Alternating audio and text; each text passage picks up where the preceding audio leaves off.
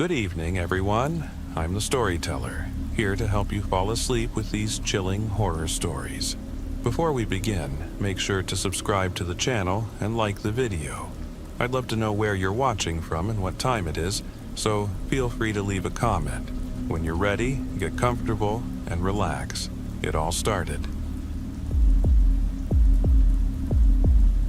I used to believe that memories of a loved one faded with time. But when I lost Annie, that rule turned on its head. What began as a weekly visit to her grave at Oak Grove Cemetery in East Texas quickly escalated. From once a week to twice, then 4 times, and finally every single day. I knew it wasn't healthy. I knew it wasn't right. Yet the thought of leaving her alone in the cool twilight, lying silently beneath towering live oaks and Spanish cedars, became unbearable. Somehow, I managed to turn my heartache into a sort of calling. I secured a job as the night watchman at the old cemetery, an eerie, time-worn resting place tucked away on the outskirts of a dusty Texas town. Every night in the dim light and under the whispering pines of a nearby forest, I was allowed to linger by her grave, a small, ivy-clad headstone engraved with her name, which paradoxically gave me a slice of normalcy. Truth be told, if I could work around the clock just to stay close to her, I would have done it. But I had to eat, sleep, and the authorities wouldn't let me occupy the cemetery permanently. So, whenever I wasn't patrolling or taking a rare moment's rest in a quiet corner, I devoted every precious minute to her memory. I told her stories, read from old, yellowed books, and even cursed the state of the world, just like I always did whenever I thought of her. For a while, everything felt almost bearable. Some called it obsession, others madness, but to me it was the only way to keep our bond alive beyond death. Then came the night that shattered it all. Oak Grove Cemetery, a small yet venerable resting place with centuries-old tombstones and hints of faded European inscriptions from early settlers, held a secret. The grave of a once powerful man, Baron Charles Hargrove, interred here over 100 years ago. Local lore had it that his grave was cursed, not least because of an infamous heirloom pendant found in his vest pocket. They said this pendant was not only priceless, but also carried a sinister curse destined to control the fate of the cemetery. As the night watchman, it was my duty to protect the cemetery, its graves and especially the Hargrove Mausoleum, from grave robbers. In the first few months, I'd fended off 4 attempts at desecration, each time chasing away a gang of rowdy local teens. But on the 5th attempt, everything changed. It was a balmy summer evening in July 2019. I'd just finished my usual round when, as always, I paused to visit Annie's modest grave, her weathered headstone draped in creeping ivy. Suddenly, beams of light cut through the darkness.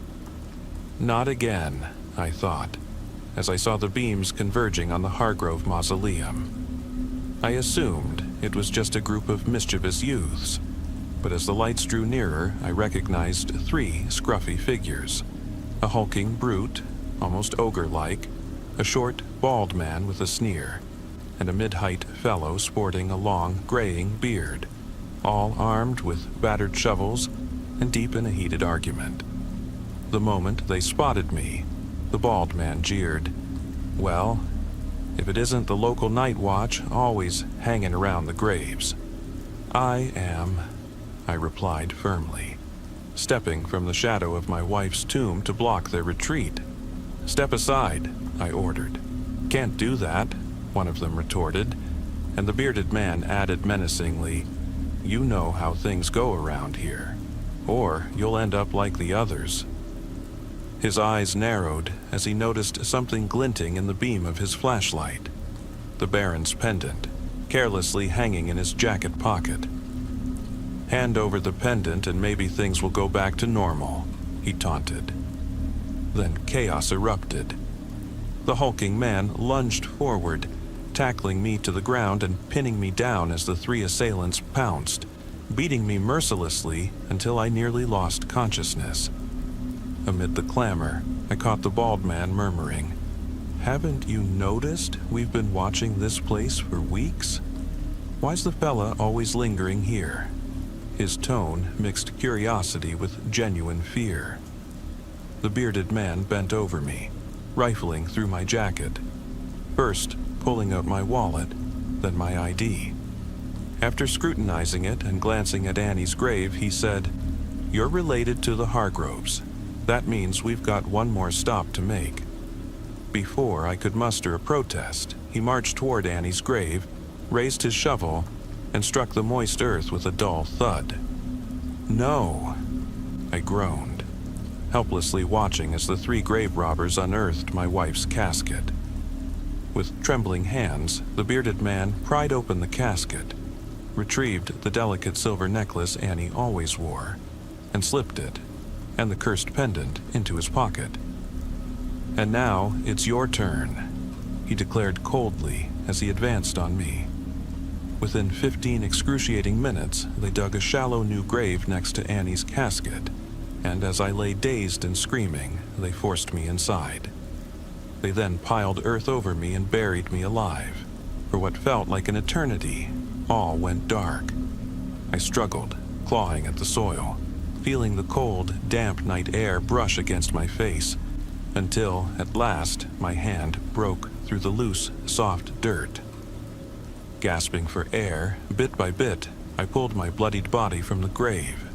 There I lay, dirty, bleeding, and trembling in shock at what had just transpired. But that was not the worst part.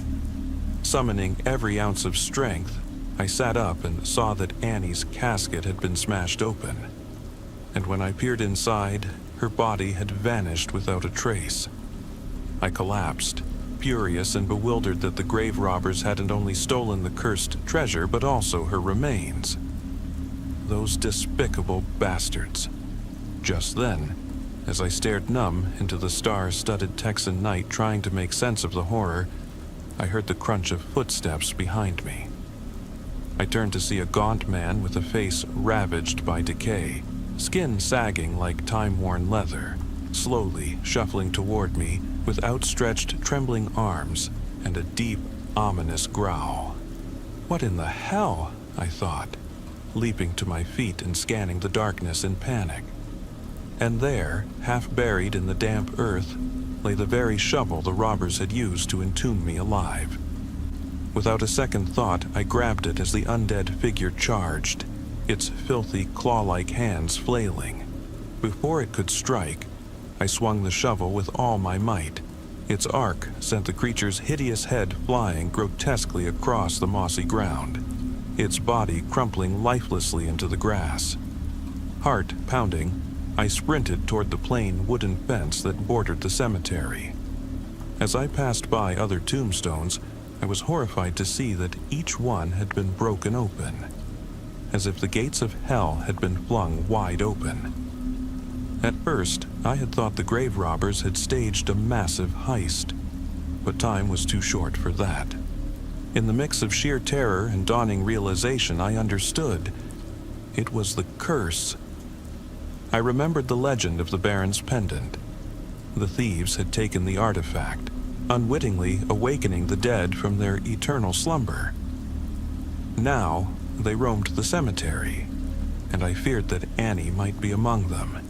"Annie," I whispered, the thought piercing my heart. But before I could dwell on it further, I heard a slow, ominous thudding behind me. About 4 more figures emerging from the darkness, growling with bared teeth and glowing eyes. There was no time to hesitate. I had to run. My heart pounding, I dashed into the dense pine forest bordering the cemetery, the shadows of ancient pines and oaks guiding my desperate escape as I strained to catch every rustle, every snap of a branch. After a while, I encountered a group of roughly 5 undead figures, suddenly charging at me in a whirlwind of moths and fog. Clutching my shovel with both hands, I struck them down mercilessly, limbs, heads, and arms flying until only one figure remained, and that last figure was, heartbreakingly, Annie. There she stood before me, surrounded by a grotesque jumble of dismembered body parts. Yet something was dreadfully off. The gentle face I had once known was contorted, as if her skin had been stripped away to reveal a rotten, decaying skeleton. The woman I had loved had been transformed into a monstrous mockery of herself. A single, bitter tear rolled down my cheek as my body trembled in horror. This isn't the Annie I knew, I thought, despairing. She staggered toward me slowly, but rather than attacking, her decayed teeth ground together, and a low, unearthly growl filled the still forest. Unlike the others, I couldn't bring myself to strike her down completely. I couldn't bear to lose her entirely. I managed to coax her into my old rusted pickup truck, parked at the edge of the forest, hoping to restore her to her rightful resting place. But how could I possibly do that when the dead had been set loose? No sooner had I voiced that thought than another horde of undead bodies emerged along the narrow, old brick road that led out of the cemetery, each one staggering slowly in the same direction.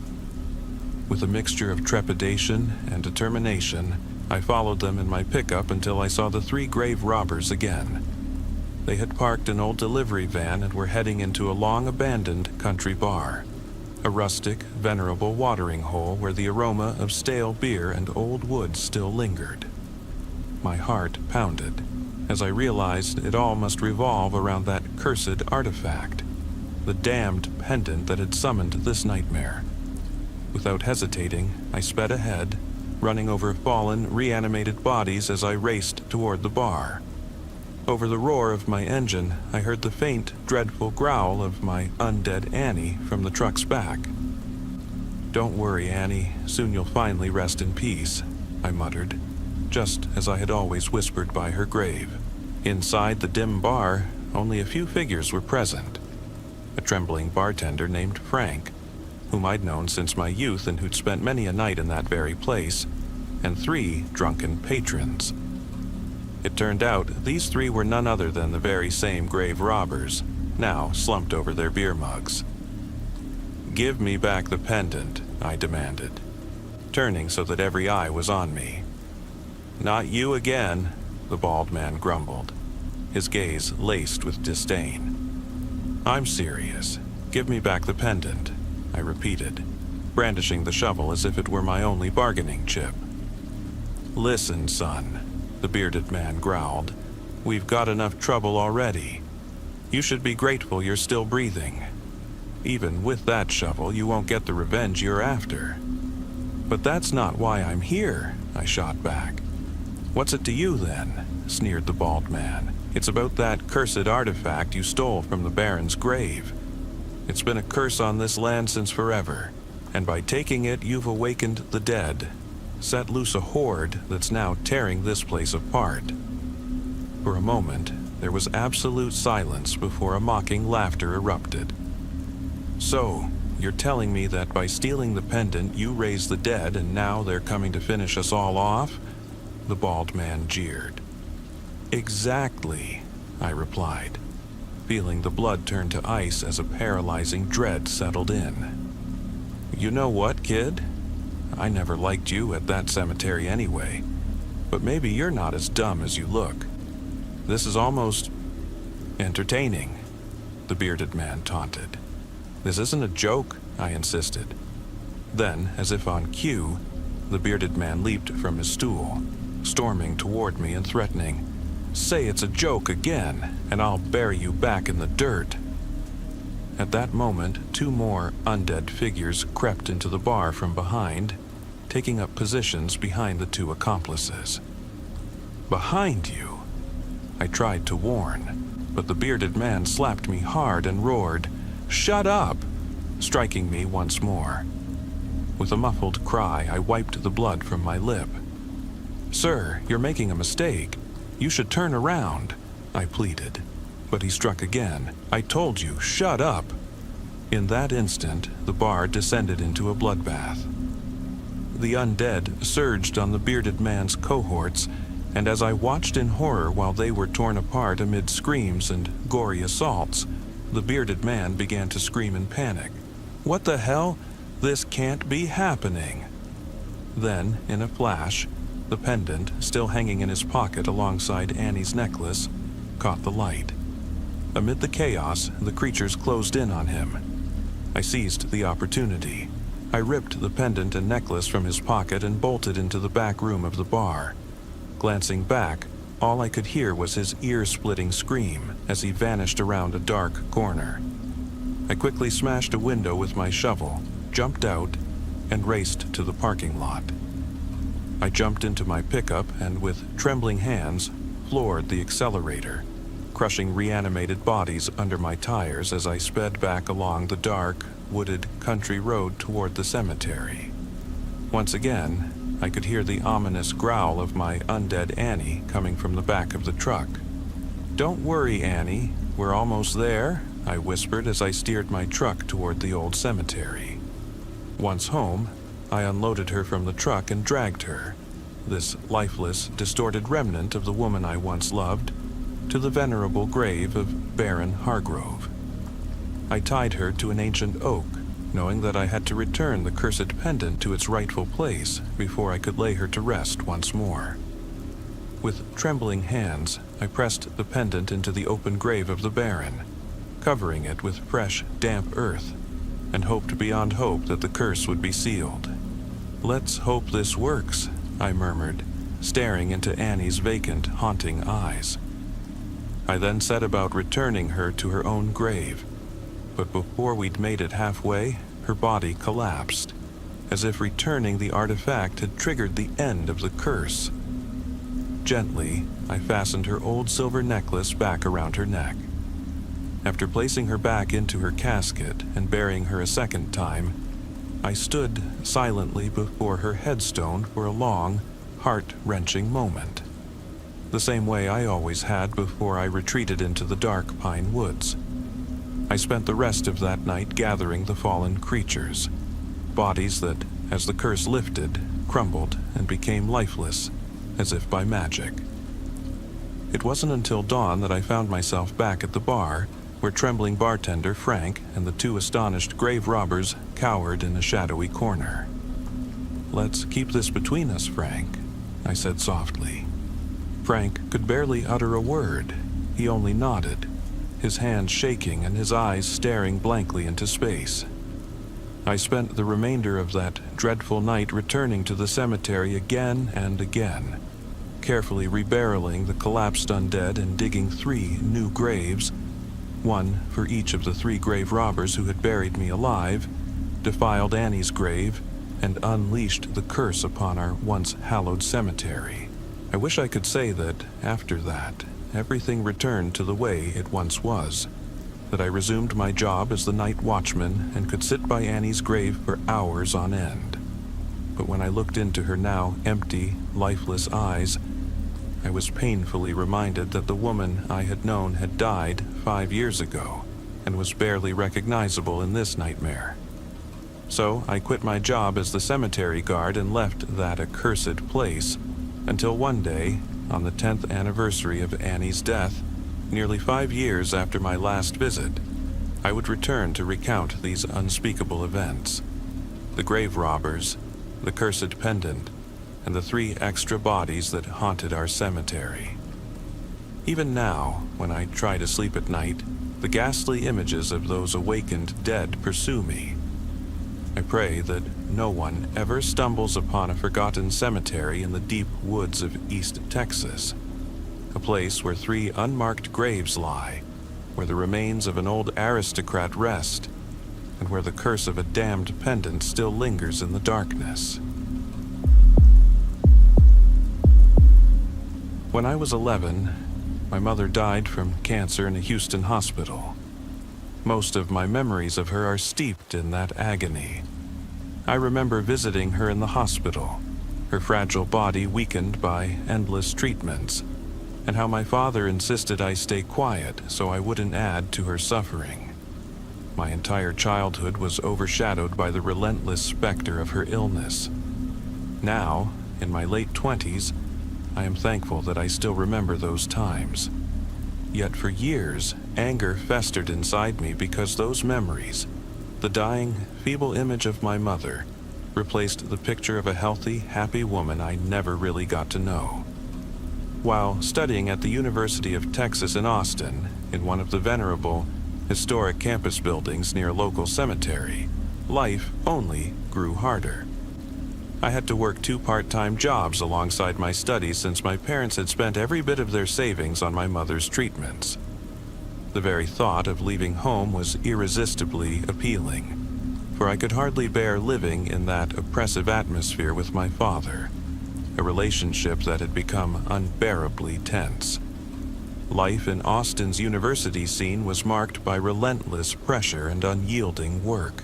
Many evenings I would collapse into my bed and weep, silently pleading for my mother's comforting presence, even if I doubted she could hear my sorrow from beyond. A framed photograph of her always hung above my bed. At night, I would gaze at it as tears streamed down my face, a bittersweet blend of longing and bitter resentment at those painful memories. Eventually, I began therapy again. My therapist advised that I revisit the cemetery, the old live oak cemetery in a quiet, historic neighborhood of Austin, where my mother was buried, to speak to her and release the anger I had held on to for so long. Perhaps that visit would finally kickstart my process of healing. Without informing my father, on a clear, crisp weekday, a day when even Austin seemed unusually quiet because most had taken off from work, I drove down to Old Live Oak Cemetery. Nestled in a historic district among centuries-old buildings, the meticulously lined avenues were nearly empty that day. Using my smartphone for directions, I made my way to my mother's grave. Even after all these years, I immediately recognized the towering live oak just a few feet from her resting place, the same oak beneath which grieving family members had once lingered for hours during her funeral. No sooner had I reached the grave than tears sprang unbidden. The tombstone, which once seemed so sacred, was now a bit neglected. Clumps of overgrown grass protruded, and leaves lay scattered on the cold, worn stone. Though I knew it was unrealistic to expect the marker to be pristine forever, my grief made me hyper-aware of every flaw. I retrieved an old wooden broom from the back of my pickup truck, a tool as common in a Texas household as any, and swept away the fallen leaves and unruly grass until the stone looked, if only slightly, dignified. I sat there for several minutes, talking to her, crying, pleading, and even shouting out my suppressed anger before I'd rush to apologize as the overwhelming sorrow took over. It felt as though I were removing a heavy stone from my soul, just as my therapist had urged. In the final moments of my visit, I took out her photo and gently leaned it against the gravestone, a symbolic gesture meant to leave a piece of my suffering behind. I rose and began to walk slowly along the narrow path flanked by rows of old headstones, wiping away my tears with rough, hastened motions. Suddenly, I heard my own name whispered softly behind me. I turned and saw a figure emerging hesitantly from behind the sweeping branches of that ancient live oak. Her long, dark hair partially obscured her face, and with a tentative hand, she motioned for me to turn back, as though urging me to retreat while simultaneously waiting for me. Confused and trembling, I retraced my steps, my eyes still wet with tears. But when I looked back a few moments later, the figure had vanished. I hurried over to the oak, searching desperately, but she was nowhere in sight. Then, as I circled the tree again, I spotted her, kneeling silently at my mother's grave. A lump formed in my throat. Whether from uncontrolled anger or sheer disbelief, I couldn't tell. Drawing closer, the figure slowly straightened and turned to face me. My heart pounded as I realized. Before me stood my mother, her ghostly form unmistakably real, yet hauntingly surreal. I stared in disbelief as she regarded me with a fixed, unrecognizing look. "Mama," I whispered almost inaudibly. In that moment, as if some hidden switch had been flipped, a gentle smile softened her features. A smile that brought back the warmth and comfort of the lullabies of my childhood. "Hello, sweetheart," she said in that familiar, loving tone that once lulled me to sleep. I felt paralyzed, my jaw trembled, and for an instant I was once again an 11-year-old child, clinging to the memory of maternal safety. "Mama," I repeated, then bolted forward with a desperate urgency to embrace her. Instead, my shins collided harshly with the cold gravestone, and I tumbled headfirst into the damp, soft grass. Startled, I scrambled up, supporting myself on trembling hands and knees, and looked around frantically. There she stood, still beside the gravestone as if she were anchored to that spot. "You must not touch me," she said, with a sad, almost wistful smile that broke my heart. In that moment, the bitter truth struck me. She was dead. Dead. And yet here she was, appearing before me as a spectral presence. "What's happening here?" I demanded, my voice quivering with confusion. "You brought me here," she replied softly, her smile somehow comforting. "You called me back from that place. Did I summon you?" I stammered in disbelief. With a slight nod, she sank back onto the gravestone, gesturing with ethereal hands toward the freshly tended grass beside it. I inched closer, and though I couldn't feel her touch, her gentle gestures evoked memories of a love I had never experienced in this ghostly form. "I heard everything you confided in me," she murmured as I pressed my face into what felt like her spectral embrace. "I'm sorry you were so angry with me. I wish I could make it right." "No, I'm sorry," I choked out, tears overwhelming me. "I should never have said those things. I never knew you could hear me. That ghosts..." My voice broke under the weight of guilt and sorrow. "Please do not be sad," she whispered gently. "It is all right. You have done something wonderful. You brought me back."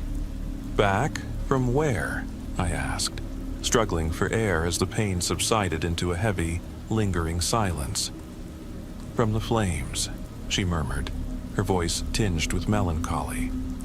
"From fire, burning heat, and endless torment." My eyes widened in shock as I lifted my head. "Torment? Were you in hell?" I gasped, unable to grasp her words. "No," she replied softly, a wistful smile playing on her lips. "Not in hell. Death is not what we always imagine it to be." "What do you mean?" I pressed, my confusion deepening. "There is no place of everlasting joy," she sighed. "Everyone suffers. Every soul endures pain. Only a few escape this torment, and it is not by divine intervention but through the courage of the living." She then recounted the agonies she had known, flames that once consumed a body long gone, yet every sharp sting remained, a relentless, subtle pain that sometimes numbed her, as though her spirit tried to protect itself from overwhelming force. For as long as she could remember, she had suffered in an unending inferno. But in that fleeting moment, here on a cool Texas night, her anguish was eased, a small spark of relief amidst eternal torment. Yet even in her endless pain, she had discovered something remarkable. She could sense the suffering of others and pick up clues to a hidden place, a secret haven where the burning flames could not reach her. But one could only reach that sanctuary with the help of someone still among the living. "My help? Me?" I asked in incredulity. "Someone who still breathes," she said softly. someone who can rescue us from the flames and guide us to that safe haven. By some twist of fate, I had brought her here, giving her a brief respite from the endless fire. Does this mean it's over? Will you remain here forever? I asked hesitantly. No, she replied firmly. The safe place is not here. There is one final task you must perform for me. What must I do? I inquired, voice barely steady. At every burial in this country, a mystical door is said to open, she explained in a hushed tone. This door can lead in two directions, down into shadow or up into light. Only the living can choose which way it opens. The dead must follow the path laid out for them. I listened intently as she continued. We must find the door and reverse its course. I nodded with determination. Where? Let's go now. I want to save you. In the main building, she said softly. It's where I once passed through, the old mausoleum that overlooks the cemetery. I stood, brushing the damp Texas grass from my jeans, and followed her toward the mausoleum. Despite its age, the structure still exuded a venerable dignity. This was a place where the mortal remains of notable figures had been interred, a well-known landmark in Austin. That day, its heavy wooden doors stood ajar. While the diffused daylight filtered through ivy-clad walls, the interior's cold fluorescent lighting cast an almost surreal glow. Long corridors with high ceilings, lined with rows of caskets set into solid stone, bore silent witness to countless lives and stories. My spectral mother led me purposefully down a long hallway. Even though she floated silently above the floor, she moved as if walking on tiptoe, almost dance-like, yet undeniably unnatural. I pushed aside the unsettling feeling as we reached the end of a corridor that connected row upon row of tombs. Here, she whispered, placing her translucent hand on a massive stone slab embedded in the wall. Before me lay a sealed casket engraved with the name Marcus Evans, a young man who had died only a month ago. Is this the door? I asked, incredulous. She nodded gravely. What must I do? I pleaded. With a sigh that suggested explaining ancient occult secrets was a tedious duty, she said, break the seal. Excuse me? If you break the seal, you'll release the dark energy that binds the door, allowing it to shift. This grave, belonging to Marcus Evans, conceals the gateway between worlds. Her words tumbled out with an urgent, impatient insistence, as if she herself could barely bear to articulate them. So the passage to heaven or hell lies behind a grave that was sealed just a month ago, I asked, raising an eyebrow in skepticism. Just do as your mother says. Break the seal, she suddenly bellowed, her body beginning to levitate as she loomed threateningly over me. Her hand clenched into a fist, and her eyes flashed with an inexplicable fury. In that heart-stopping moment I realized this was not the gentle mother I once knew.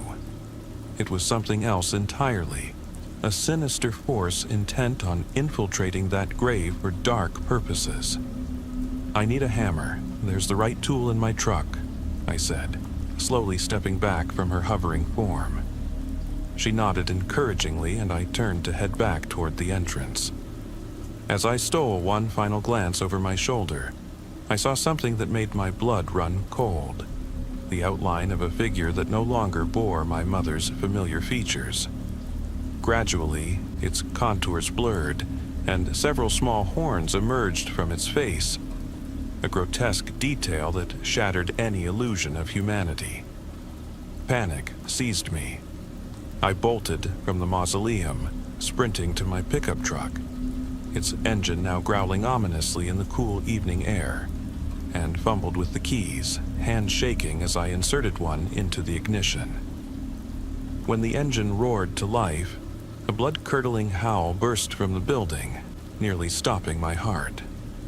I floored the accelerator and raced for the exit, constantly glancing over my shoulder. At the wrought iron main entrance of the mausoleum, its intricately wrought gate echoing the tales of bygone eras, the creature waited. It had closed the heavy doors and now blocked my path, once again assuming my mother's guise. "Where do you think you're going?" A voice, as familiar as if sitting beside me in the driver's seat, intoned. "If you don't come back, I'll tell your father that you refused to help me." Though terror froze my blood, I realized the threat was empty. The creature could not truly harm me. Otherwise, it would have already struck.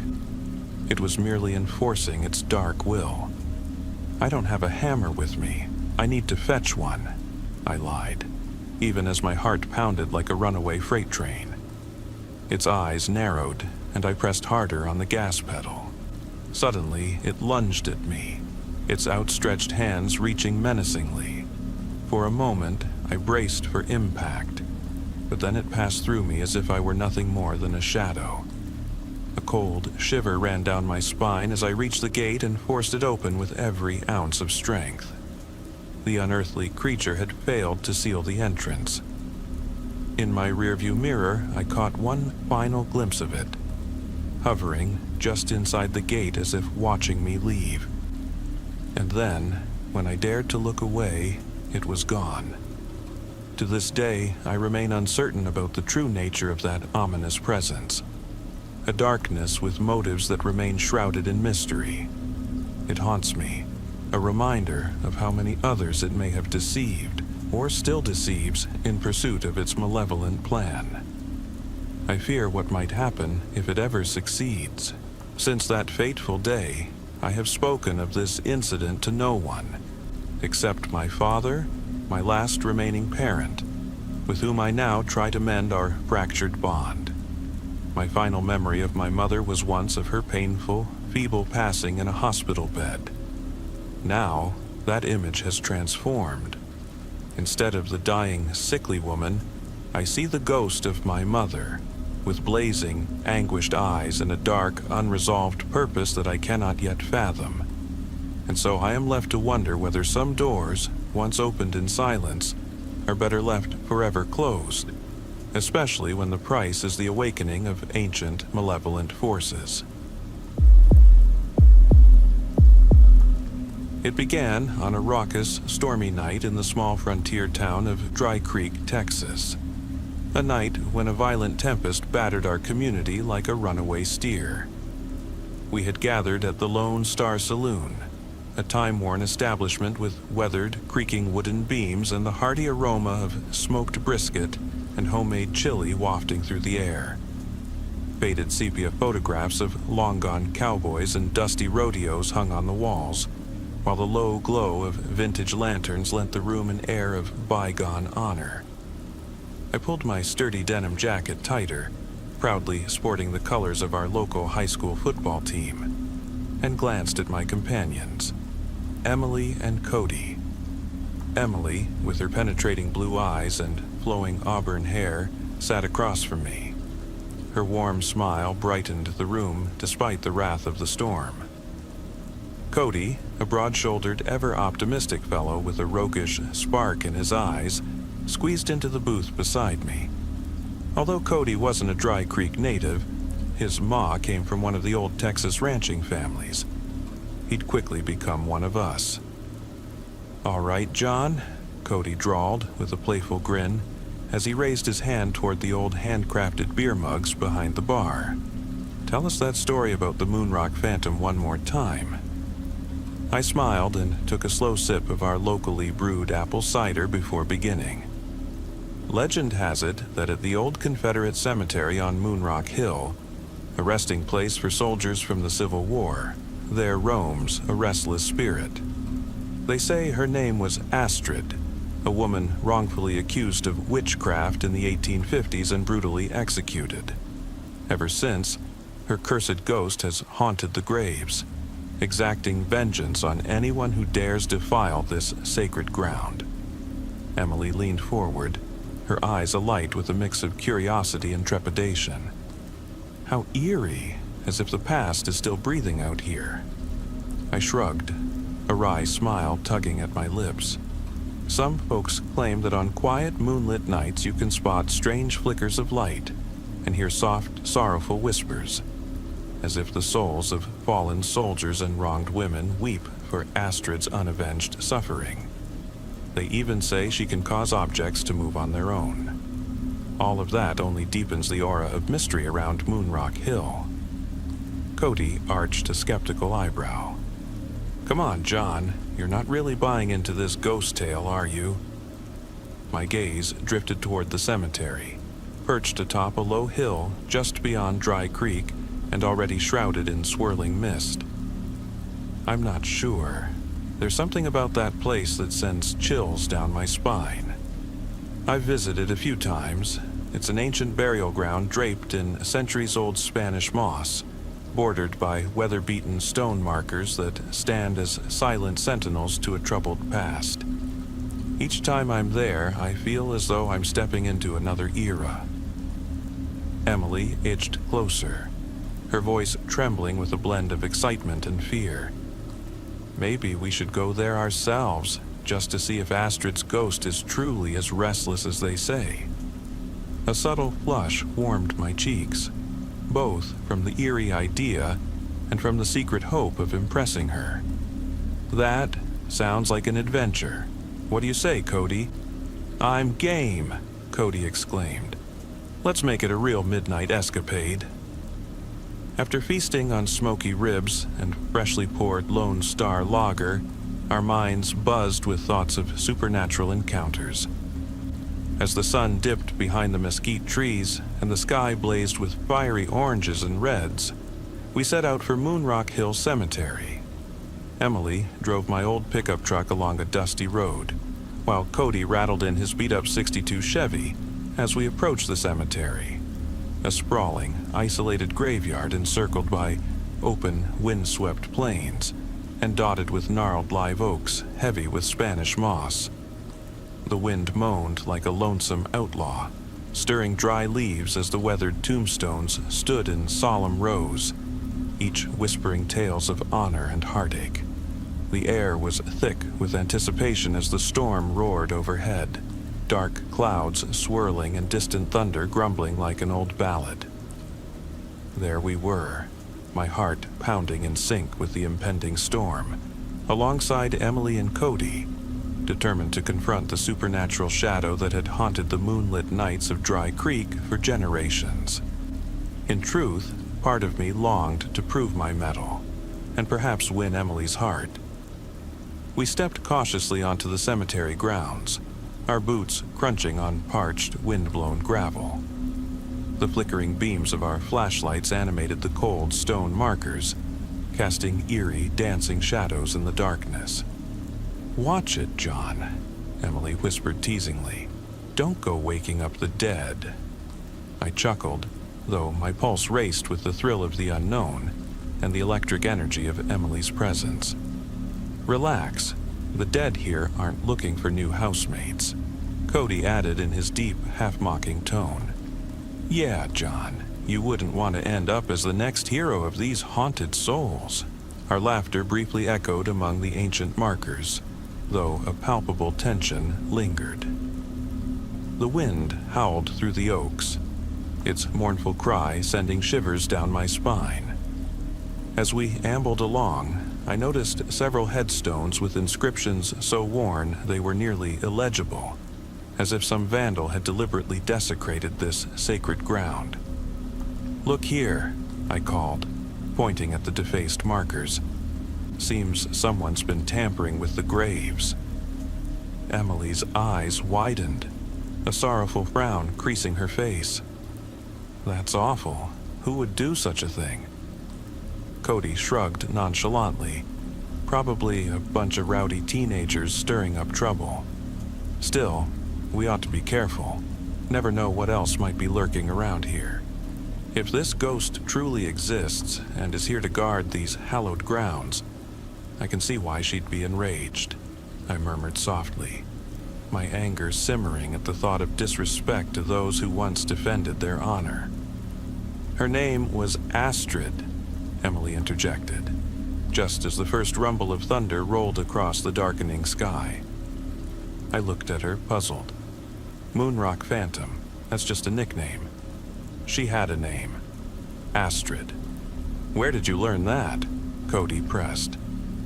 I've always been fascinated by the old legends of Texas, she replied with a soft laugh, as I helped steady her when she nearly tripped over a fallen mesquite branch. Astrid, Moonrock Phantom. Who cares? Cody muttered, stumbling over a rusted old lantern lying on a grave. Watch where you're stepping, Cody, I called as I bent down to set the battered lantern back in place. Thunder boomed louder, and the wind made the ancient oaks tremble, while our flashlights revealed the weathered tombstones lined up like silent witnesses to history.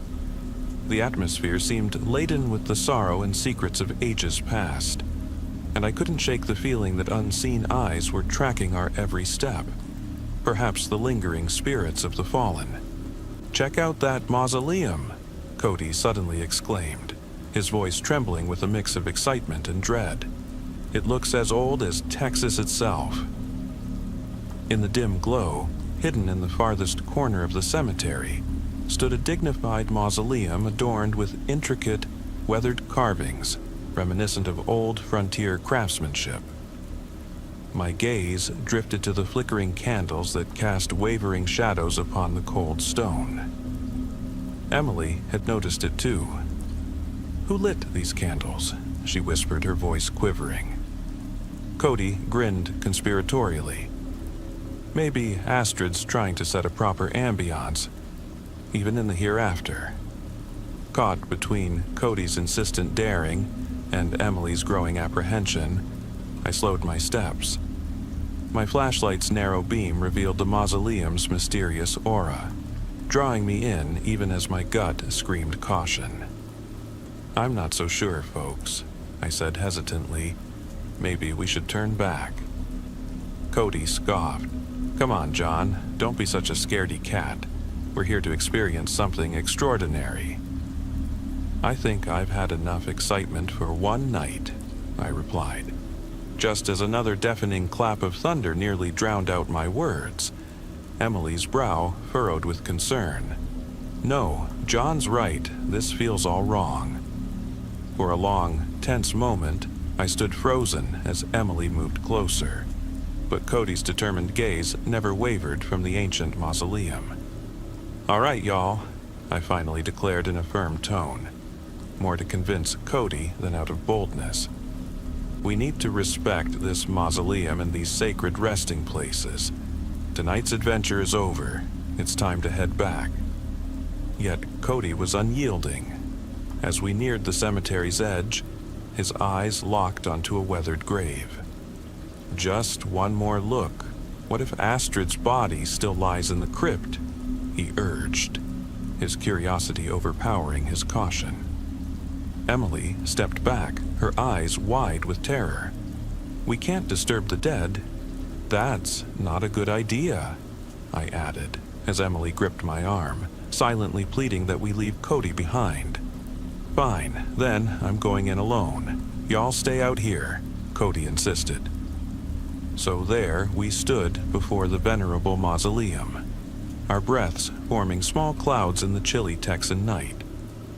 An oppressive silence enveloped us as we waited for any sign of Cody's return. Emily nervously tapped her fingers on a nearby stone, while my heart thumped in time with the drumming rain.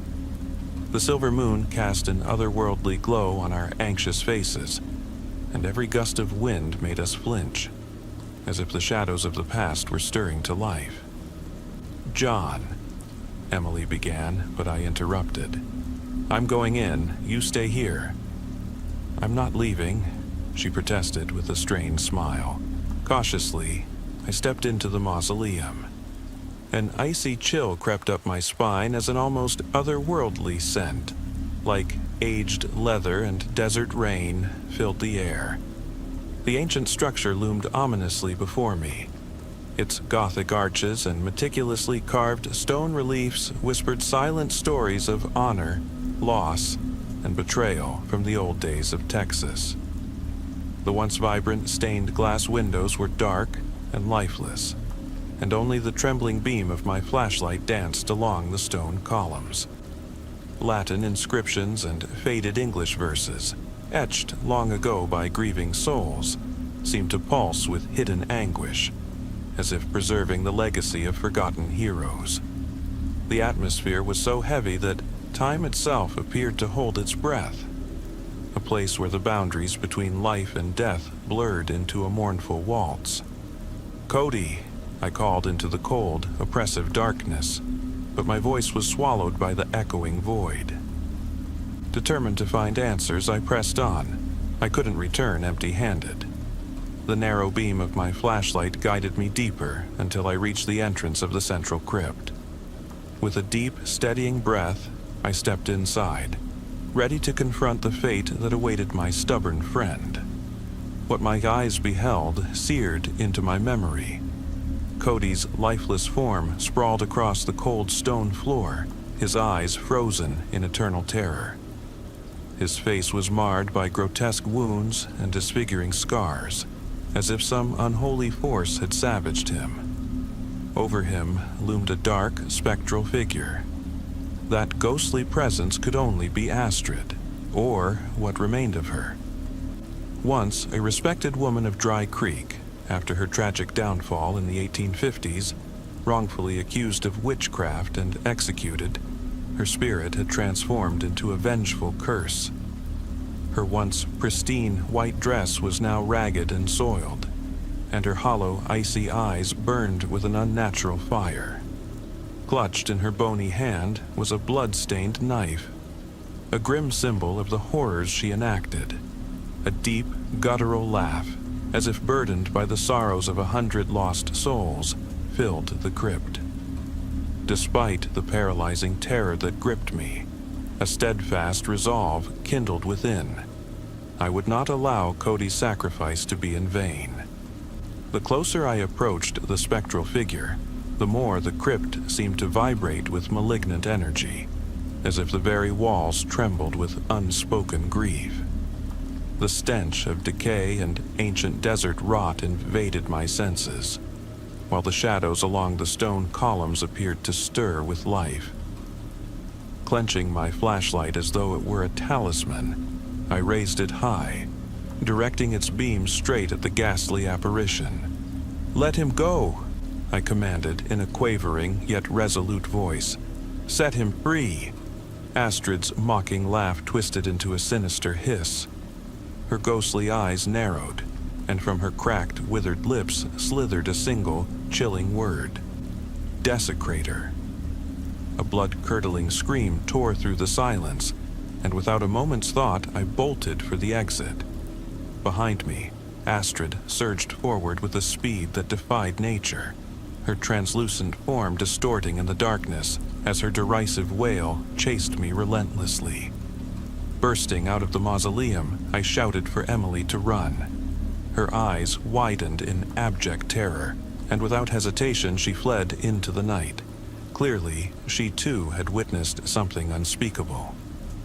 Under the cold, unyielding moonlight, filtering through the twisted branches of ancient live oaks, long, ominous shadows raced across the barren ground, while the relentless rain turned the dusty earth into churned-up mud. We sprinted through the labyrinthine paths of the cemetery, each step a desperate battle against the encroaching darkness. Our rapid footsteps mingled with the drumming rain and the haunting echoes of a bygone era. Tombstones and crypts blurred into a nightmarish vision, each beat of my heart pounding with pure terror. The gnarled limbs of the old oaks reached out like skeletal arms, as if nature itself sought to ensnare us within its cursed grasp. Suddenly, in the flash of a distant lightning bolt, the wrought iron gate of the cemetery burst into view. "This way," I shouted. Glancing back for Emily, I found her rooted to the spot. A look of sheer horror contorted her face as, right beside her, Astrid's spectral form materialized. With supernatural swiftness, she lunged at Emily, her unnaturally long, bony fingers reaching out to seize her hair. With a mocking cackle, the ghostly figure clutched Emily and dragged her with terrible force into the dark embrace of the woods, the sound of snapping twigs and a sickening crack echoing in the night. I could scarcely process what I had witnessed. Emily was swallowed by the inky shadows of the trees and vanished in an instant. Barely managing to reach the cemetery gate, I scrambled back to my pickup. Amid the rolling thunder, I fancied I heard Cody's anguished moans mingling with the storm's fury, though I knew it was merely the haunting echo of my own despair.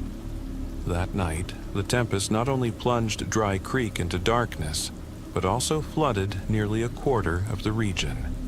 I narrowly escaped, seeking refuge in a nearby emergency shelter. A week later, Cody's battered Chevy was discovered abandoned and mangled at the edge of the cemetery, an eerie relic of that fateful night. Though neither Cody's nor Emily's remains were ever recovered, official investigations suggested they had perished in the flood, a grim end shared by many in that terrible storm. But I know the truth, and it haunts me to this day. Sometimes, as I drive down rain-soaked country roads, or peer through my window on a lonely night, I swear I catch a glimpse of Astrid's spectral stare, accompanied by another shadowy figure lurking in the darkness. My counselor says it's the guilt I carry for not saving my friends that torments me, but deep down, I know it is Astrid who continually challenges me, daring me to confront her one day, and maybe one day I will.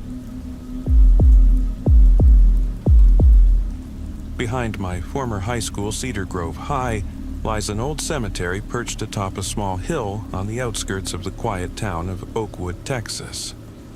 Even from the classroom windows, one could glimpse the worn tombstones of polished granite emerging between clusters of weathered wildflowers and the sprawling roots of ancient pecan trees. Rumors had long swirled around this place. Some locals claimed the cemetery was once a mass burial site for victims of a devastating cholera outbreak during the mid-1800s, while others said it had been established by early frontier settlers, and still a few insisted that the inscriptions on the stones bore dates from even earlier times, hints of a long-forgotten era. For decades, we assumed that the cemetery was nothing more than a relic. No one had cared for its graves for years, yet a quiet tradition endured. Every year on Memorial Day, the seniors of Cedar Grove High would climb the hill to tidy up the neglected grounds. We would place handmade candles on the tombstones, a small tribute offered in hope of future success, personal happiness, or simply as a mark of respect.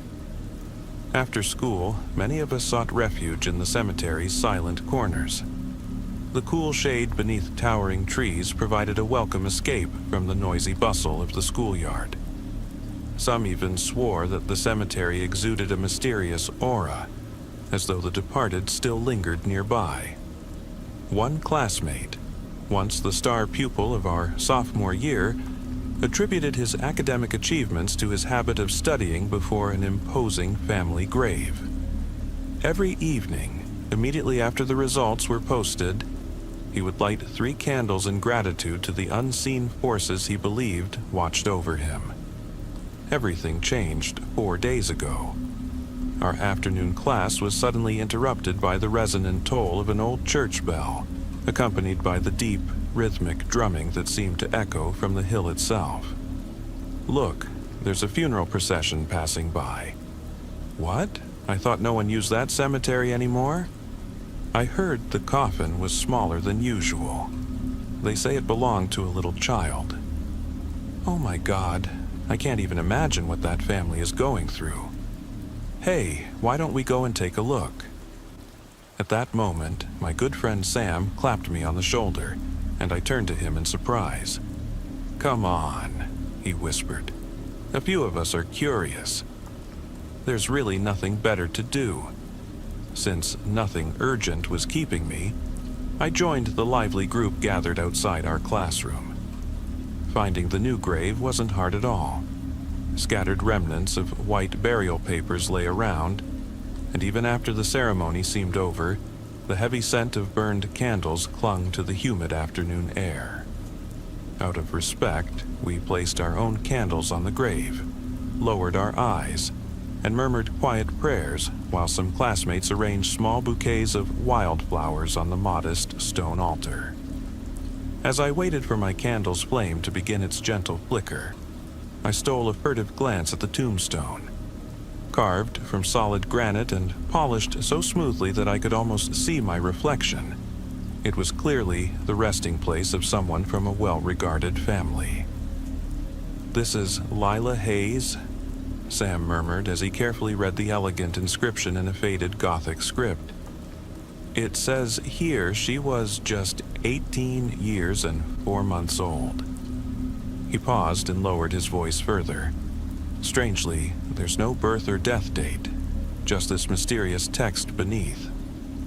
Leaning in, I listened as he recited in a hushed tone, "The family mourns the untimely loss of their daughter.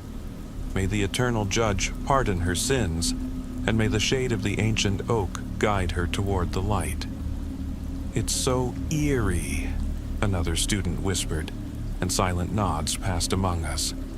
"Does that mean she must have done something wrong?" a nervous girl asked her friend.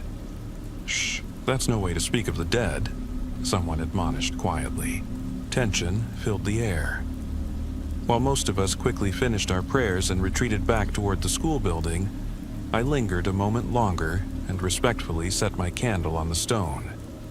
When I turned to ask Sam if he was ready to leave, I found him standing transfixed before the tomb, his candle still unlit in his hand. "What's wrong?" I nudged him gently, teasing. "Are you lost in thought?" At first, he didn't respond. Then, as I waved my hand in front of his startled eyes, he blinked rapidly, stepped back and mumbled, I just saw her face, her smile. It was like she was looking right at me. Forget it." I looked at him, puzzled, but Sam had already started toward the grave. "Here, take my lighter," offered a girl, extending a small match. Sam accepted it, hesitated, and tried to ignite it, but each time the flame flared briefly, it was snuffed out as if by an unseen gust. "Must be the humidity," he remarked, grabbing another match, which too failed, even though it had lit perfectly moments before. "It's all right," he murmured, his gaze fixed on the polished stone as if it held a hypnotic pull. After finishing his short yet solemn prayer, Sam rejoined the group as we hurried back to school. I couldn't shake the unsettling feeling he left behind. Later that afternoon, when I tried to ask him again about what had happened, he dismissed my concerns with a weak laugh, acting as if nothing unusual had occurred. The next day, Sam, something he rarely did, arrived late to class. Our teacher, Mr. Johnson, asked with concern if he had overslept. "No, Mr. Johnson," Sam mumbled, massaging his shoulder gently. "I just got hit with a sharp pain in my back on the way here, so I had to stop several times." Mr. Johnson offered to send him to the school nurse, but Sam only shook his head and slowly returned to his seat, right in front of me. "Are you sure you're okay?" I whispered as he settled with a deep sigh. He slowly turned his head, offering me a faint, weary smile, though the dark shadows under his eyes spoke volumes. "It's nothing major. I just didn't sleep well, and the night felt oppressively warm, don't you think?" I blinked in disbelief. "But last night was stormy and cool. I even needed an extra blanket to keep from freezing." "Oh, that's really odd," he muttered, turning back to the chalkboard. Though our conversation had been peculiar, my unease gradually faded as the hours passed. When the final bell rang, I longed to go home, turn on the air conditioner, and collapse into my bed. "Sam, are you heading home already?" I asked as I packed my backpack. I've got something to take care of," he replied softly, his gaze drifting back toward the hill. You all go ahead." The following day, Sam didn't show up at school at all. Mr. Johnson later explained that he had suddenly come down with a severe flu and a high fever. Concerned, I decided to visit him that afternoon to wish him well. But as soon as I entered the classroom, a sudden uproar captured everyone's attention. "Have you heard? They say the new grave on the hill is cursed." "Really? Why would a family do something so dreadful to their own daughter?" "Hey, everyone. We're going up there to see for ourselves. Who's in?" Driven by a morbid curiosity, I followed my classmates along the winding path up the hill, where students from other grades had also gathered. A nervous ninth grader pointed to two gnarled pecan trees standing right behind the burial mound. "See those trees? Folks say that in olden days, specific trees were planted at funerals to bind the souls of the departed to a dark fate, as if to keep them tethered to the world of the living. There was no such plan for this burial, and yet these trees seem to have sprung up overnight. After offering our quiet prayers at the grave, we hastened back to the school to warn everyone about the alleged curse." "So, you're telling me a tree actually grew on the grave overnight?" someone marveled. "That can't be true," another exclaimed. "Hold on," a classmate suddenly interjected. "I saw Sam heading to the cemetery by himself yesterday. He was carrying something that looked like a small sapling in a bag of dirt. Right, Mike?" Mike nodded silently.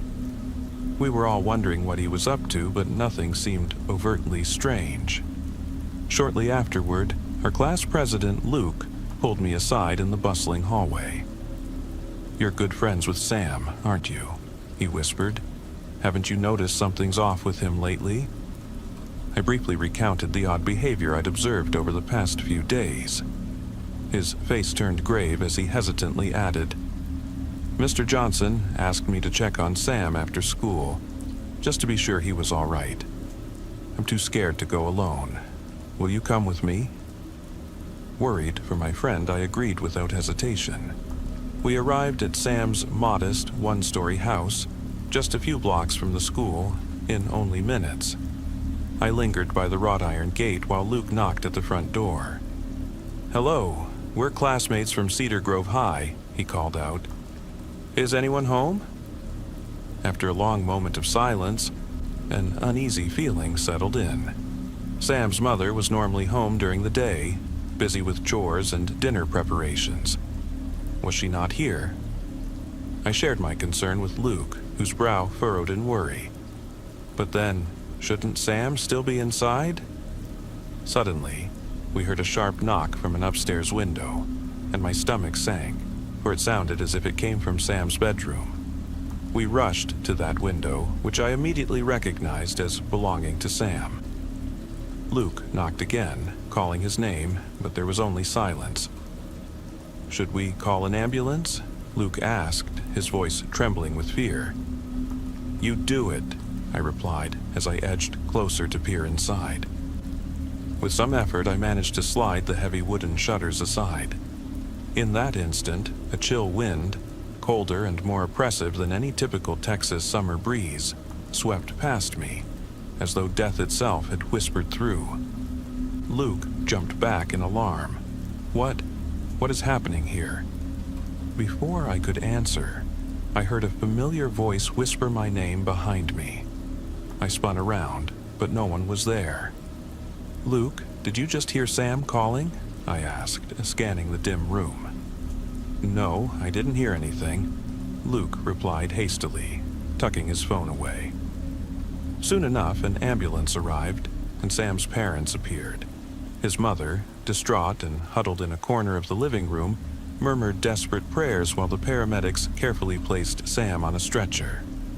That very night, I learned that due to his mysterious back pain and the overwhelming terror he experienced, Sam had fallen into a coma. Doctors were uncertain when he might awaken again. The following morning, I called the school to inform Mr. Johnson that I wouldn't be attending class. I was determined to visit Sam in the hospital. But since rising that day, a strange, heavy pain had settled on my back, as if some inevitable burden now rested upon my shoulders. When you first pull off the long, dusty road that leads into the small town of Coyote Creek, deep in the heart of West Texas, it feels as if you've stepped into another era. Unlike the polished highways of the big cities, this stretch of road is lined with mesquite trees and the faded memories of a bygone time. The town itself is modest, a cluster of weather-beaten wooden buildings, a faded neon sign proclaiming Coyote Creek above the saloon, and a collection of homes with wraparound porches where families still sit in the evenings to watch the sunset over endless plains. The streets, rough and unpaved in places, carry the scent of oil, dust, and the distant echo of cattle drives. Every structure, from the old general store to the remnants of a once bustling railroad depot, breathes a quiet history, and it is evident that outsiders rarely disturb its slow, measured rhythm. The locals of Coyote Creek are as genuine as the red dirt beneath your boots. They greet newcomers with a polite nod and a "how y'all doin'?" But there's a reserved, almost cautious distance in their eyes, a quiet pride in their traditions, and an unspoken understanding that the past holds secrets too sacred for idle chatter. When the weekend comes around, residents gather at the beloved Lone Star Cafe, a time-worn establishment with a swinging sign, where hearty plates of brisket, chili, and pecan pie are served alongside tall glasses of sweet iced tea and locally brewed beer. But behind the laughter and shared memories, hushed voices often mention a place that few dare speak of openly: the old cemetery on the far western edge of town. Known locally as the Sacred Ground, the cemetery sits off a narrow gravel drive at the edge of Coyote Creek. Its entrance is marked by an aging iron gate, its metal corroded by decades of relentless sun and sporadic desert storms. Beyond the gate, a labyrinth of worn pathways meanders among centuries-old tombstones. Massive live oaks and rugged mesquite trees, their branches twisting against a backdrop of a wide Texas sky, offer scant shade in the summer and a riot of burnt orange and crimson leaves in the fall. The cemetery's atmosphere is eerie yet serene, a blend of solemn reverence and an unspoken promise of forgotten secrets. Many of the headstones date back to the late 1800s and early 1900s, carved in weathered marble and granite, their inscriptions worn nearly to whispers. Some markers, ornate and lovingly detailed, boast Gothic flourishes, angelic figures, and wrought iron railings that once defined family plots. Tucked away in the rear, near a half-collapsed stone wall that hints at a Spanish mission long abandoned, lie the earliest graves, a tangible reminder of when settlers first braved the frontier, and of the Spanish missions that once dotted these arid lands. George Dusty Baumgartner, the cemetery's keeper, is a man whose silence speaks louder than words. With weathered skin etched by relentless Texas suns and eyes as deep as the desert night, Dusty is rarely seen outside his domain except when tending to odd errands in town. To many, he is as much a part of Coyote Creek's lore as the cemetery itself, a quiet guardian of secrets that he never speaks about. I am Joanna, born and raised right here in Coyote Creek. My parents moved here in the early 1980s, lured by the promise of a simpler, quieter life amid vast skies and ancient traditions. They restored an old ranch house once owned by my grandparents, and in its creaking rooms and time-worn porches, they nurtured a family steeped in Texas values: honesty, hard work, and a deep reverence for the land. Childhood here meant afternoons chasing dust devils across fields, riding bikes down country lanes, and listening to elders spin ghost stories that blurred the line between myth and memory. My dearest friend Lena and I have been inseparable since we were little kids, splashing in the nearby creek and sharing secrets under star-studded skies. though we've grown into young women, the lure of the unknown, of legends whispered in hushed tones around campfires, has never faded. We aren't the superstitious sort, but there's something about the stories of revenants and restless souls that sends a thrill down our spines. One brisk autumn day, I decided to visit the cemetery to check on the grave of my great-grandmother, and to replace a wilted bouquet of bluebonnets with fresh wildflowers. As I ambled along the winding paths, the soft Texas wind stirred dry, swirling leaves around time-worn monuments. The rhythmic tapping of a woodpecker echoed from a distant pecan tree, and the sun, low in the sky, painted the tombstones in hues of gold and rust. Deep among the rows of ancient markers, my foot caught on something unexpected. A patch of rotted wood, or perhaps decayed burlap. I stumbled forward, and with a resounding thud, landed near a small stone angel that graced a child's grave. In that split second, I swore I felt as if a skeletal hand from beyond reached out to grab me. Dazed, I looked down and discovered I had stepped into a perfectly circular depression in the earth, a hole about half a meter wide, its edges unnervingly smooth and deliberate, sloping downward at an odd angle. I shone my phone's light into the void, but the beam was swallowed by darkness so complete that it seemed to absorb the very hope of illumination. Rationalizing it as an animal's burrow, perhaps dug by a cottontail or a burrowing owl, I still couldn't shake the unnerving precision of its form. A few paces away, near the grave of an ancestor of Dusty Baumgartner, I encountered another hole of identical shape. A shiver ran down my spine. Could it be mere coincidence, or was there something deliberately crafted beneath these grounds? Leaving the cemetery, I couldn't rid myself of the sensation that unseen eyes watched my every step. The rustle of mesquite leaves and a cool, unsettling breeze pressed against me, as though the earth itself was whispering secrets. Back in my old pickup, a battered Ford that had seen more storms than sunny days, my hands trembled as I fumbled with the key. It wasn't just the chill of the autumn air, it was as if the cemetery had imprinted its eerie presence on me, determined not to let go. That evening, I tried to bury the unsettling images beneath the hum of everyday life. I played some classic country tunes, helped my parents tend the garden, where rows of pecans and mesquite seedlings swayed in the gentle wind, and cooked a simple meal of mashed potatoes and collard greens with my mother. Yet, in every quiet moment, the memory of those circular holes returned, hinting that beneath the placid surface of our Texas town lay mysteries beyond imagining. Later that afternoon, Lena arrived at my doorstep. The moment she stepped inside, her eyes lit up with that familiar mix of wonder and mischief. "Joanna, that sounds like a real head-scratcher. We've got to check it out tonight, before the darkness swallows us whole," she declared with contagious enthusiasm. Despite my lingering unease, Lena's daring spirit was irresistible.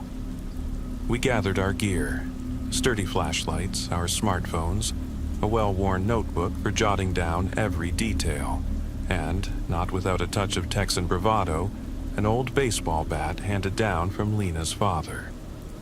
Our plan was set. We would return to the cemetery after sundown and discover the truth behind those unnerving holes. As dusk spread across the rugged plains, we drove out toward the west side of Coyote Creek. The sky exploded in brilliant shades of red and orange, and we parked beside the crumbling stone wall that once marked the cemetery's boundary. The fading daylight cast long, eerie shadows among the tombstones, each one seeming to watch us with silent judgment. Stepping through the rusted gate, an almost tangible silence enveloped us. No birds sang in the stillness, and even the wind seemed to hold its breath. Every crunch of gravel beneath our boots resonated in the heavy, expectant quiet. It was as if the cemetery itself were a living monument to forgotten stories, each stone a silent sentinel to secrets best left undisturbed. Before long, we located the first of the mysterious holes. Lena knelt beside it, her flashlight beam cutting through the darkness as she murmured, "It really does look almost engineered." I carefully recorded its exact location, dimensions, and peculiar features, hoping that these notes might later reveal a hidden pattern. We pressed on deeper into the graveyard. At an intricately carved stone cross, adorned with faded rose motifs and standing as a memorial to a long-forgotten soul, a low, menacing growl shattered the stillness. The sound emerged from behind a line of old tombstones obscured by tall, overgrown shrubs. My heart hammered in my chest as Lena instinctively clutched the baseball bat close to her chest. We slowly pivoted, our flashlights jittering in our nervous hands. At first, we saw nothing but moving shadows. Then, from the murky gloom, a figure emerged. A hunched creature, its matted gray fur hanging loosely over a gaunt, almost skeletal body. Its eyes burned with an unearthly yellow glow, reminiscent of a coyote's piercing stare, yet impossibly larger and more sinister. The guttural growl that emanated from it left no doubt. This was not any ordinary desert critter. "Lena, we need to get out of here," I whispered urgently, as the creature lunged with clawed paws that glinted briefly in the beam of our lights. Without hesitation, Lena swung the bat. The impact was sickening. A resounding thud that sent the creature crashing against a weathered gravestone, leaving behind a dark, almost electric blue smear of blood that quickly vanished into the dust. A cold, creeping dread ran through me. This was not a wild coyote, nor a simple stray dog. It was something otherworldly, a being that defied the natural order of our Texas plains. With adrenaline surging, we began a cautious retreat along the winding paths, eyes darting between the shifting shadows. Soon, we noticed more pairs of luminous yellow eyes peering out from behind headstones, hidden in the dense shrubs, as if a pack of spectral predators had been awakened from a long slumber. Faint hissing sounds, accompanied by the scrabbling of claws on gravel, filled the air, as if the cemetery had become the stage for a nocturnal ambush. Lena brandished the bat again, trying to fend off the encroaching figures, but they closed in steadily, circling us with a relentless, predatory precision. My pulse pounded, and I fumbled for my phone, desperate to call for help, though deep down I knew that in the middle of this isolated Texas night, no one would come to our rescue or believe our tale. Just when the situation seemed utterly hopeless, a sudden deafening gunshot split the silence. One of the nearest creatures burst in a spray of dark blue blood, and in that moment of chaos, a second shot rang out. Out from the shadows stepped Dusty Baumgartner, the cemetery keeper, his figure illuminated briefly by the flash of his trusted shotgun. His presence was like a specter from another time, a man who had seen the darkest of nights and lived to tell the tale. A second, precise shot sent another creature howling into the darkness, while the remaining beasts retreated back into the very holes from which they had emerged. In a low, steady voice, Dusty warned, "Y'all best leave now, and forget what you seen. Some things out here just aren't meant for the light of day." Shocked into silence, we didn't dare protest. Without a word, we scrambled back to the truck. Lena's bat clutched tightly as our eyes never strayed far from the shadows behind us. That night, as the wind howled like a pack of roaming coyotes and the darkness pressed in from every side, Lena and I barricaded ourselves in my room. The door was locked, and a heavy dresser was propped against it, a feeble defense against the terrors we'd witnessed. The image of clawed creatures, the electric blue blood, and those unearthly, glowing eyes haunted my every thought.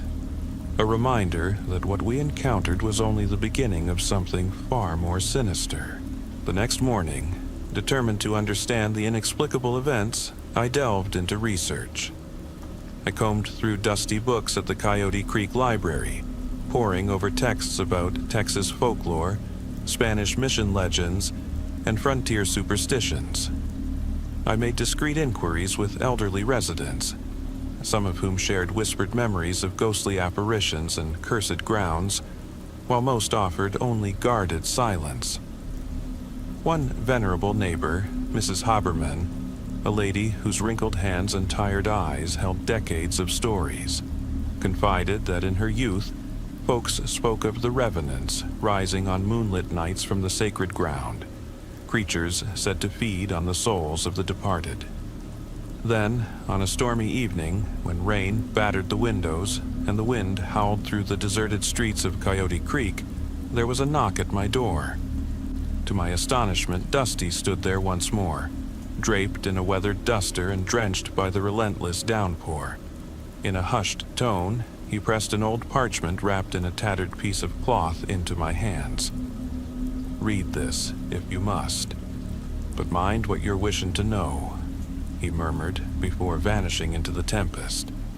With trembling fingers, I unwrapped the fragile document to reveal handwritten notes in archaic script, interspersed with passages in Latin and mysterious symbols. The name Maurus von Altenstein recurred several times, a reputed abbot from a nearby Spanish mission that once dotted these rugged lands in the 16th century. The text hinted at a curse, a gateway between worlds, and rituals performed by long-forgotten clergy who tried to harness the souls of the departed. It appeared that the sacred ground was not merely a resting place for the dead, but a thin border between life and an unknowable realm. Lena and I spent days deciphering and analyzing the document, poring over county records and yellowed newspapers that recounted the old mission's dark history. Whispers persisted of secret ceremonies conducted by the priests, of experiments meant to cleanse or even resurrect souls, a meddling with forces that tore at the fabric of nature itself. In some accounts, the revenants were directly linked to that ancient curse, doomed to roam the cemetery's dark corners. The identical circular holes in the cemetery, we came to suspect, were not natural, but deliberate. A hidden gateway to subterranean chambers where these creatures might dwell, nourished by death itself. The more we learned, the more it became apparent. The cemetery was not a mere collection of graves, but a nexus of ancient, inexplicable power. Fascinated yet terrified, we realized that to reclaim any semblance of peace, something had to be done. Lena proposed that we visit the ruins of the old Spanish mission, a crumbling stone remnant on the outskirts of Coyote Creek, to search for clues about Maurus von Altenstein and a possible ritual that could seal the gateway for good. Perhaps among the rubble lay the key to a counter-ritual, a way to keep these creatures at bay and, if possible, break the curse that had haunted these lands for centuries. One wild, storm-swept afternoon, with black clouds churning overhead and the wind lashing the barren fields, we set off toward the mission ruins. We followed a barely visible trail through scrubland, past cactus and tumbleweeds, until we reached the collapsed walls of a once grand stone mission. Amid scattered bricks and overgrown desert brush, only fragments of the mission's former glory remained. A couple of standing walls, the remains of an altar, and piles of fallen stone that bore silent witness to forgotten prayers. In a secluded corner of the ruins, we discovered a small, partly buried chamber. The air was heavy with the stench of damp decay and ancient secrets. Inside, our search led us to a stone pedestal engraved with symbols unmistakably identical to those on the parchment Dusty had given me. A shiver passed through me as I traced the Latin inscriptions, arranged in a perfect circle that seemed to bind the space like a ward. It was clearly a consecration and banishment formula, a seal intended to hold back the forces lurking below. We documented every detail with our cameras and hastily returned to Coyote Creek to piece together our findings. The texts suggested that, at a precise moment and with certain ingredients and incantations, the seal could be reinforced. But the more I read, the more I feared that meddling with these forces might only invite further darkness, if we weren't absolutely sure of what we were doing. That very night, we sought out Dusty once again. Expecting him in his modest, time-worn house near the cemetery, we found him waiting silently in a living room lit only by a dim oil lamp and supported by heavy, hand-hewn oak beams. We recounted every detail of our discoveries, and he listened with an expression as inscrutable as the desert night. "My family has been the keepers of this place for generations," he finally said, his voice low and measured. "We hold these forces at bay with shotguns, salt, bundles of herbs, and old incantations passed down through the ages. But you can't truly rid the land of them, not unless the curse itself is lifted." It was decided then. We would perform the ritual at the sacred ground, right at the spot where the mysterious holes had first appeared. It was a risky endeavor, yet in a place where the boundaries between life and death blurred, inaction was not an option. On the appointed day, the Texas sky was a canvas of dark, threatening clouds. The wind whipped through the barren fields, and rain battered the tin roofs of Coyote Creek. Despite the grim weather, it felt like the very elements were conspiring with us. A final chance to confront the ancient darkness before it spread further. At midnight, under a cloak of impenetrable darkness, Lena, Dusty, and I set out once more. A few hardy souls from town, half believing our fantastical tale and half dismissing it as frontier superstition, offered to join us, but we declined. The risk was too great. With the clock striking midnight, we stepped through the creaking iron gate into the cemetery. The wind roared like a wounded beast as we approached the largest of the two perfectly circular holes, which now seemed to pulse with an eerie life of its own. I could feel the very ground trembling, whether from the chill of the night or the stirring of something far older than any of us, I couldn't tell. Dusty began to recite parts of the old Latin text, his weathered hands extended over the gaping hole. Lena and I arranged a circle of carefully selected amulets and relics, each chosen for their significance in Texas lore and the ancient rituals described in the manuscript. The rain soaked us through, and the beams from our flashlights danced ominously on the rough-hewn gravestones. Suddenly, a deafening, primal growl tore through the clamor of the storm. From the depths of the circular void, dozens of creatures began to emerge, more than we could count in the swirling darkness. Their eyes, glowing in unnerving hues of yellow and green, glimmered like polished amber against the night. Their twisted silhouettes slithered over the gravestones, as if intent on rousing the souls long laid to rest. They moved with a predatory determination, drawing ever closer despite our desperate incantations and Dusty's rapid firing of his shotgun. "Keep on with the ritual," Dusty shouted, his voice both desperate and resolute. Lena and I joined hands, our voices trembling as we recited the ancient words, our accents blending with the Texan drawl that had been our lifelong companion. Meanwhile, Dusty fired shot after shot, each crack echoing among the silent stones. The creatures edged nearer, their clawed limbs gripping the sodden earth with unyielding intent. In that heart-stopping moment, a blinding flash split the stormy sky, a bolt of lightning that illuminated the ghastly forms in stark relief, and a thunderclap roared so fiercely that the very ground seemed to tremble. For a split second, the creatures were fully revealed. Gaunt, ashen beings with spindly limbs and eyes that defied the natural order of this world. the terror of their appearance seared itself into my memory. Then, as if reality itself had been rewritten, everything was bathed in a surreal blue-white light. The earth shuddered, and from the spot where our amulets lay, a vortex began to form. A swirling mass of rain, dust, and dark smoke that spun violently as if it were a portal to another realm. The creatures screeched and howled as they were sucked into the churning maw, their cries melding into a cacophony reminiscent of the anguished lament of 100 lost souls. One by one, they disappeared into the gaping hole, as though it were a bottomless chasm. The force was so strong that, for a fleeting moment, Lena and I almost lost our footing, but Dusty's firm grip kept us anchored.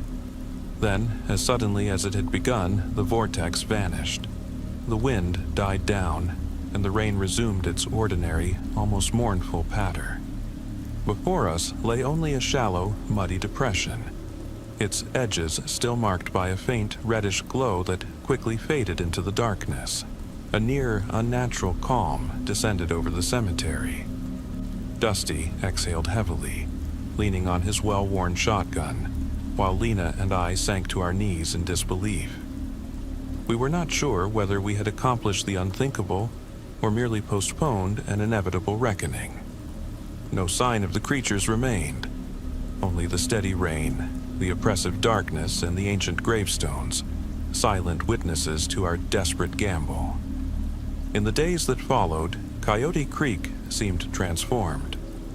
Neighbors walked a little taller, and there was an unspoken sense that a terrible weight had been lifted from the community's collective heart.